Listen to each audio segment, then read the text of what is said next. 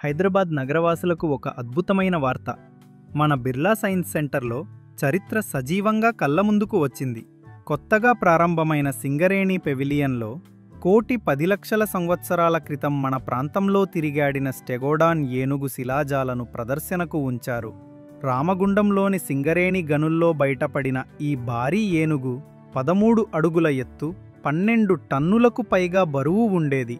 ప్రదర్శనలో ఉంచిన దాని 7 దంతాలు మిమ్మల్ని ఆశ్చర్యపరచడం ఖాయం.